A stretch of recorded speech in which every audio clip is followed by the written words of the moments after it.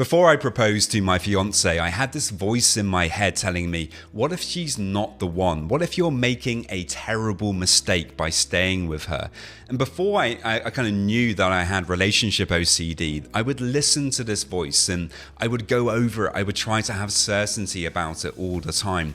And it was completely ruining my relationship. And I nearly broke up with my now fiance. And I'm so glad that I didn't. So in today's episode, I'm sharing my own personal story of dealing with relationship OCD and giving you some tips to manage relationship OCD in your own lives. If you are struggling with OCD and you would like to get some support with that, I do offer a free discovery call. To get that, you can head over to my website at robertjamescoaching.com. There's a link in the show notes. When you first start dating somebody, maybe you have expectations on kind of how you should feel, no? We want to feel kind of excited. We want to feel, some kind of certainty perhaps about this relationship that, this person is going to be a great person to be with. We don't expect there in a way for there to be fear or doubts or uncertainties to be creeping in. And, I think for many of us in that situation, if we do start to experience those things, we might just kind of break up with that person or end it quite quickly because, we're kind of expecting that we should be excited all the time. We shouldn't be having any doubts at all. And certainly this was the case for me in my kind of relationship with my partner now, my now fiance. For maybe the first 2 years of the relationship, I was constantly thinking about breaking up with her. I didn't, but, it was going through my head all the time. And, I knew that I had OCD, but, initially I didn't know so much about relationship OCD. How it makes you question everything, how it kind of makes you focus on imperfections and, to kind of demand that that you find that kind of perfect person or that you feel, just right in the relationship all the time. And that if you don't, that actually that's a signal that something is horrendously wrong and that you should probably escape that relationship, because if you don't, you might end up feeling trapped. You might make a terrible mistake that you're always going to regret. And all of these kinds of thoughts were going through my head within the first few weeks of starting this relationship. But I'd experienced these things before. It's just that in the past, I didn't know that I had relationship OCD at all. I just thought I was having all of these doubts, or I was a bit of a perfectionist, and actually that was a good thing, that you should be a perfectionist when it comes to relationships. You do need to find the perfect partner. And so I was telling myself that these characteristics were kind of good things that I had, but in this relationship, I don't know why, but I began to question it a bit more. I started to realize that, if I kept on doing this, I was never going to find a relationship that I could be happy with, because I was just kind of looking for faults all the time. I didn't want to be doing that. Of course, I kind of felt like a bad person, kind of noticing all of these imperfections and then getting caught up in them and fearful and telling myself that I couldn't be happy in this relationship now that I'd seen these imperfections. And I was getting really frustrated with the situation. I think I could see that if I carried on in that way, perhaps I wouldn't ever find somebody that I could truly be happy with. And that's not a situation that I wanted to kind of find myself in. I would find myself performing lots of reassurance-seeking behaviors, asking my friends what they thought of the relationship, asking for their opinions about my partner. I would kind of compare the relationship to past relationships, thinking about the positive attributes that this person had compared to, past ones. Do they match up? Is this person, the best person out of all the people that I've dated? And all of this kind of reassurance seeking and this kind of comparing, this analyzing, it would take up hours of my day. I would literally think about it in any spare moment that I had, desperately trying to get more certainty that I wasn't making a mistake, that this relationship really was the kind of right one for me. And all of this thinking, all of this ruminating, of course, it came with a huge emotional toll. I was experiencing guilt. I was experiencing shame. I was so confused all the time. And when you're spending so much energy thinking about this, getting caught up in your head, trying to have that certainty, well, it's completely exhausting.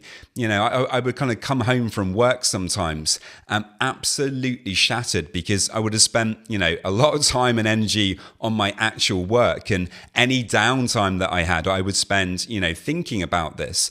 And, it was a really horrible kind of cycle that I would get in where, the kind of thought would pop up. What if it's not the right relationship? What if she's not this enough or that enough? And then I would want to have certainty about that. So I would kind of ruminate on it. I would think about it from different angles. I would analyze, and I might kind of make myself feel a little bit better for a moment or two. But of course, because I had to ruminate, which is a compulsion, because I had to do that in order to feel better. Really, what I was teaching my mind is that the next time that you're unsure about your relationship, that you're feeling some doubts, well, you need to kind of perform a compulsion in order to feel better. And, that creates a cycle where, the only way that you think you're going to feel better is by performing all of these compulsions, by ruminating, asking for that reassurance, trying to feel better in the short term. But this really gets us stuck in the OCD cycle. And I was doing this kind of all day long. And that's why I was so tired all the time, so frustrated. When I would look at my partner, I wouldn't find them attractive, not because they weren't attractive, but because they reminded me of all of this doubt, all of this guilt, all of this shame that I was experiencing. And of course, it did create a kind of emotional disconnect between us when I was doing that all the time. Everything began to change, though, when I really kind of took stock of the situation and committed to applying many of the techniques that I had already kind of learned to apply to other types of OCD, actually to my relationship. I think for a long time, I just didn't really realize that relationships can also be a kind of OCD thing. I didn't really realize that our OCD existed. And so, when I really kind of took stock of that and reflected on that and saw that the same patterns that were happening with other types of OCD were actually coming into my relationship, I kind of really realized that I can make a huge difference here. I don't have to keep on doing the same thing.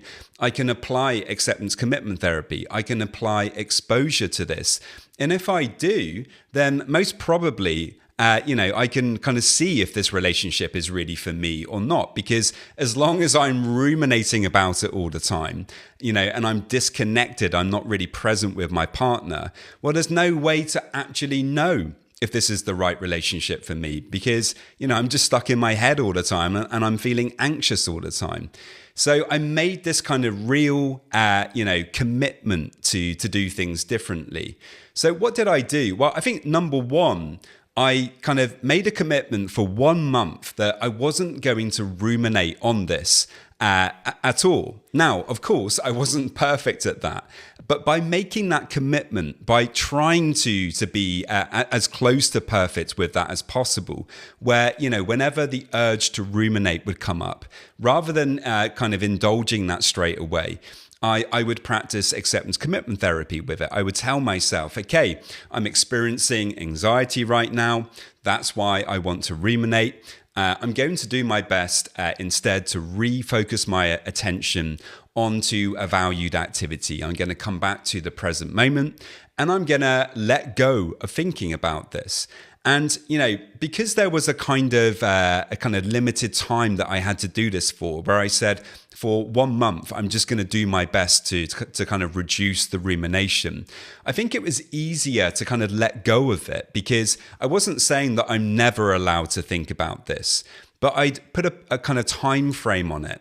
And by doing that, by really trying to commit to letting go of the rumination and actually just being in the relationship for a month, without all of that thinking, without kind of inducing all of that shame and guilt and anxiety all the time, I gave myself an opportunity to be more present in that relationship, to actually connect with my partner more, to do activities with them and be be really with them, not being kind of stuck in my head. And you know what? I began to have, more and more moments with her where I was really just enjoying myself. I did feel connected to her. I felt supported by her.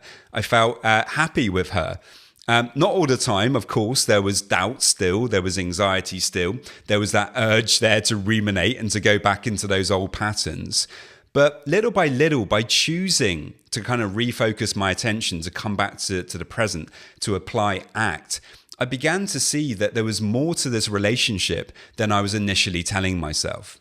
Ultimately, I realized that the doubt wasn't actually about the relationship or her.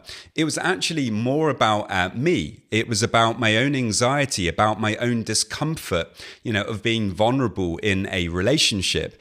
And, when I just stayed and I remained and I allowed myself to get into that relationship and to experience it more, to be present to it, a lot of those doubts began to disappear. And actually, I kind of found myself enjoying the relationship, despite the fact that, all of these anxieties were sometimes present. Not all the time, thankfully. A lot of the time they wouldn't be there, but sometimes they would come in. But if I didn't ruminate on them, then they wouldn't really become a problem. Thankfully, today I'm in a really good place with my relationship. We have 2 children together. And of course, that comes with, other pressures and difficulties. But ultimately, I've come to feel very connected with my partner, very happy with her. And, I think the relationship has really helped me to bring more compassion and acceptance to myself. I think when we let go of looking for, perfection, when we accept our partner, and their faults, which they inevitably have, it helps us to accept our own faults more, to acknowledge that, we're imperfect and that actually that's okay. And I think in order to get there, one thing that really helps is, to kind of be in a relationship where the other person really gets to know you, where you're vulnerable and they see your faults and hopefully they accept those faults. And, I think that can be a really liberating thing to experience, something that can really help you to like yourself more, to feel, that it's easier to be yourself in the world and to be more accepting of yourself. And that can help you to be more accepting of yourself and to deal with OCD much better. So I really hope that you found that helpful. If you are struggling with relationship OCD and you would like some support with that, well, I offer a free discovery call. To get that, you can head over to my website at robertjamescoaching.com. There's a link in the show notes. So many thanks, and I will see you next time. This video is for educational purposes only and is not a substitute for professional mental health advice, diagnosis, or treatment. If you are dealing with OCD, anxiety, or any mental health concerns, please consult a licensed mental health professional for support.